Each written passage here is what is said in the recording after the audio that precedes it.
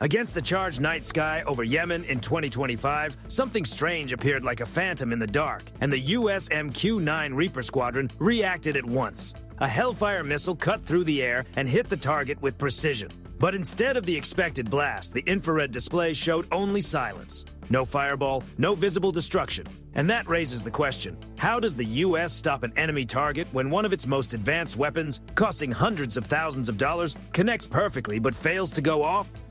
Far below, at an altitude of 25,000 feet, two MQ-9 Reaper Block 5 drones were carrying out patrol operations. From Creech Air Force Base in Nevada, pilots guided them from thousands of miles away, watching every fraction of a second through a satellite data link. These were highly trained crews, sharpened by countless hours in simulators and real flight operations. Yet at that moment, they were dealing with something no standard Pentagon playbook had truly prepared them for.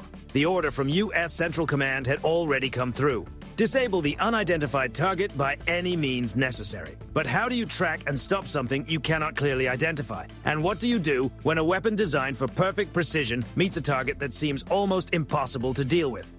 That is where the real pursuit begins.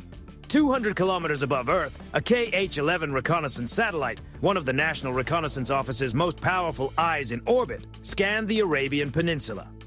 Its photoelectric sensors picked up an anomaly. These systems are so advanced they can spot an object the size of a dinner plate from space. The intelligence was encrypted, compressed, and sent as a narrow beam directly into the Link 16 tactical data network. Within moments, every unit in the combat zone had access to the satellite imagery. Off the coast of Yemen, an E-2D Hawkeye was flying a figure-8 patrol pattern at 10,000 feet when an air operations officer noticed a new contact on the radar, labeled Bogey 1. What stood out immediately was its unusual behavior. It was moving too slowly to be a conventional jet, yet its path was unstable and unpredictable, unlike the steady motion of a commercial drone. That information was quickly relayed to Creech Air Force Base. Inside the operations room, the pilot of Reaper 1 and the sensor operator studied the incoming feed. The mission commander made the call without delay. The MQ-9 squadron was cleared to engage, and a two-drone attack plan was put into motion. Reaper Viper 1 was assigned as the shooter, responsible for releasing the weapons. Viper 2 took the role of spotter, tasked with maintaining lock and providing laser guidance for the strike. With roles set and the network fully aligned, the pursuit officially entered a new phase.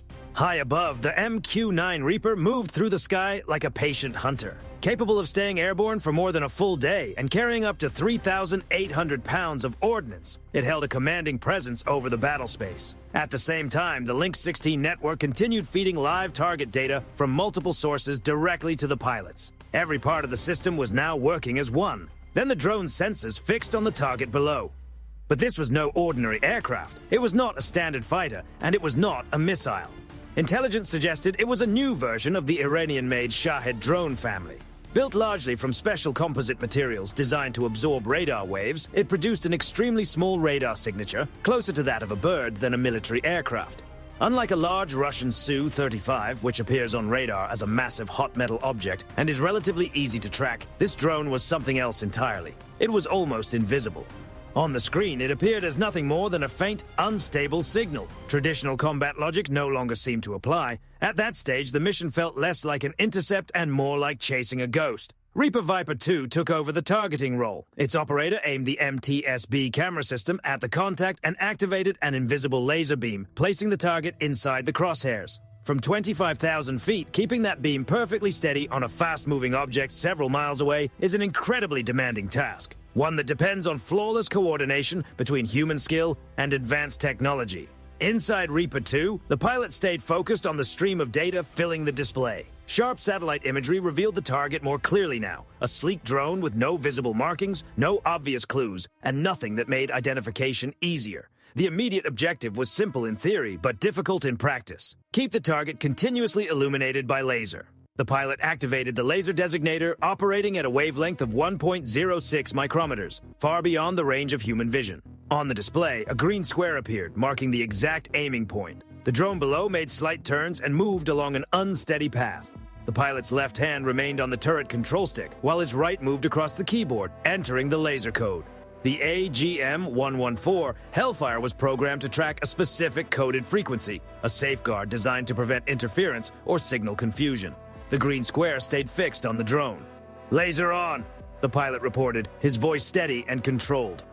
At once, the Reaper's onboard AI began working in the background, constantly calculating and predicting the drone's flight path with near-perfect precision, making sure the laser never drifted off target.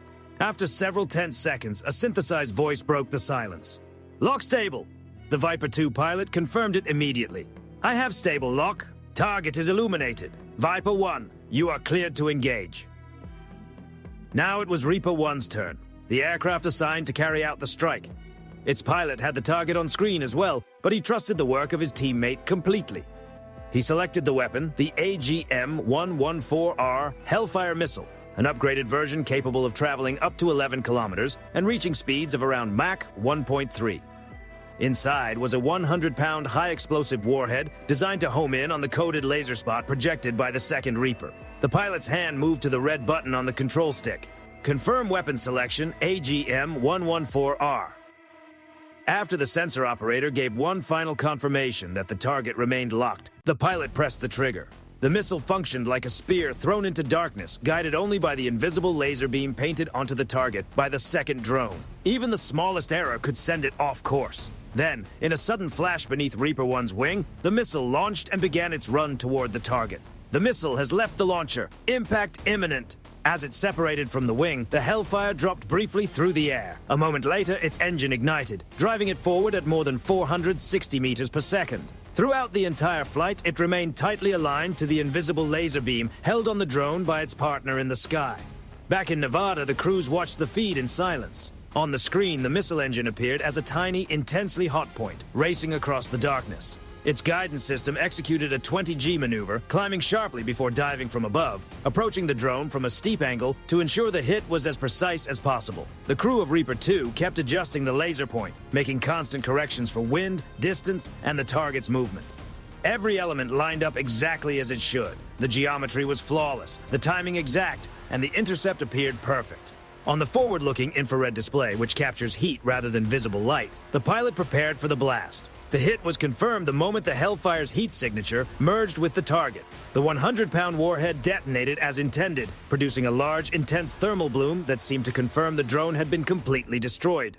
Based on the first wave of data, the strike was declared successful and the target was considered neutralized. But the story did not end there. Almost immediately after the explosion's heat cloud began to fade, both infrared sensors and radar picked up something unexpected. Instead of debris simply dropping away from the center of the blast, two smaller heat sources began to emerge. Within seconds, those signals separated into a spread formation, accelerated, altered course, and headed directly toward the maritime zone below. In an instant, the entire tactical picture changed.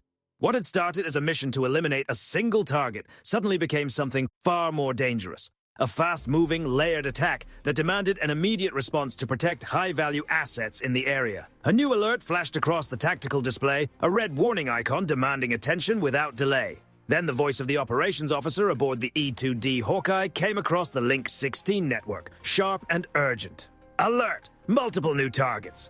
The two new drones were quickly designated Bogey 2 and Bogey 3. They appeared from the east, 10 nautical miles out, traveling at 180 knots. Their signatures matched the characteristics of the target that had just been destroyed. On the multifunction display, two fresh red markers lit up and began moving quickly across the tactical map. The AI system immediately calculated their course, and its prediction was alarming. They were flying directly toward a civilian cargo ship sailing under the Panamanian flag as it entered the main shipping lane of the Bab el-Mandeb Strait. At that moment, the destruction of Bogey 1 no longer looked like a clean victory. It now seemed more like a diversion, or possibly the trigger for a carefully timed follow-up strike. Inside the control room at Creech, the atmosphere tightened again. Any sense of relief vanished, replaced by a more intense level of focus. The tactical situation had transformed completely. What began as the pursuit of a single target had escalated into a desperate defense against a swarm-style attack. And the Viper squadron, with only two Reapers in the fight, now faced two incoming threats at once, with only seconds left to respond. The kill chain had to be rebuilt from scratch. But this time, everything had to move faster and cover more ground. What just happened was only the opening move. The real attack was now unfolding. The mission shifted instantly. Reaper 2 received new instructions, switching its targeting focus to the highest priority threat. The MTSB sensor turret rotated quickly, and within moments, the operator painted the most dangerous drone with a laser and secured a solid lock. That targeting data was immediately transmitted to Reaper 1, Viper 1. After confirming the lock, the pilot of Viper 1 didn't hesitate. The first AGM-114R missile was launched toward Bogey 2. It closed the distance fast and struck the drone directly, completing the first intercept. At the same time, the operator on Reaper 2 was already moving. The laser shifted smoothly to the remaining target. Within seconds, Bogey 3 was locked. Without pause, the second missile was fired. Moments later, the second drone was hit and taken out. From the moment the new threats appeared, the entire sequence, detection, targeting, and engagement, was completed in under a minute. Both drones were eliminated before they could get anywhere near the cargo ship. This outcome highlighted something critical: the power of combining human decision-making with machine speed. The AI system handled rapid threat analysis and prioritization, processing data far faster than any human could, while the crew stayed focused on precise targeting and execution. It also reinforced the effectiveness of the Hellfire system. The detonation produced a powerful shockwave strong enough to disrupt onboard electronics and damage the lighter composite structures used in these drones. One key takeaway stood out. Coordinating a spotter platform with a dedicated strike platform proved to be a highly effective way to deal with multiple airborne threats at once. This kind of teamwork allowed the system to respond quickly, even under intense time pressure. The engagement also showed how adaptable the MQ-9 Reaper has become.